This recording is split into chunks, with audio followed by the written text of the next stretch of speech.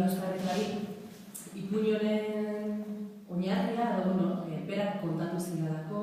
Kasu honetan ipuina nik idatzi dut, gauza batzuk asmatu egin ditut, baina oinarrian dagoen ipuina da Andoni Baskarreka izeneko azpeitiar batek bere bi alabentzat asmatu zuen ipuin bat, berak kontatzen zien alabei, eta behin ipuin hori kontatu ziren eta handik abiatuta sortutako historia bat. Biko Bazulo izena du, eta protagonista nagusiak bikiak dira, biki pare bat, Odei eta Argi, eta Kobazulo banatan bizi dira.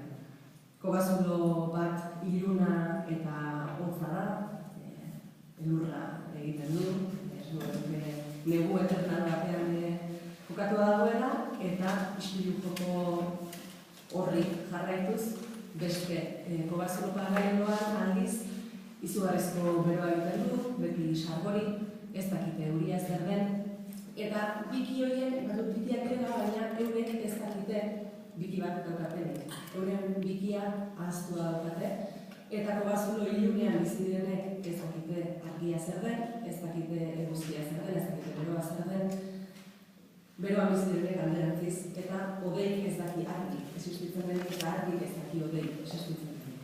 Orduan kontatzen dena nola bai, biki horiek ze bidaia egiten duten elkar topatzeko, osotasun bat topatzeko.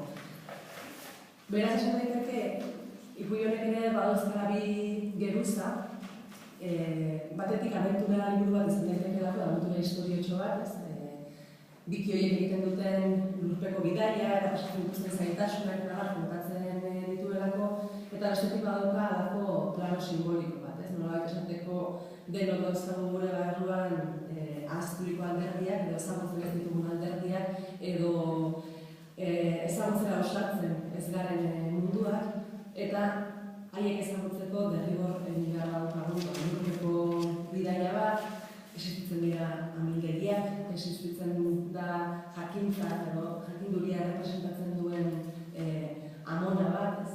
Orduan, bi plan horietan jokatzen du. Batetik, sinpleki irakurri daiteke abenturazko historio bat bezala, eta bestetik, gure baitako egin genitzakeen, ausartuz gero egin genitzakeen lurpeko bidaiak, parean dauzkagun amilderiak, osotasunaren, osotasun txikien bila egin ditzakegun bidaiak kontatzen ditu. Eta, hori esango nuke, Antionek, uste zer.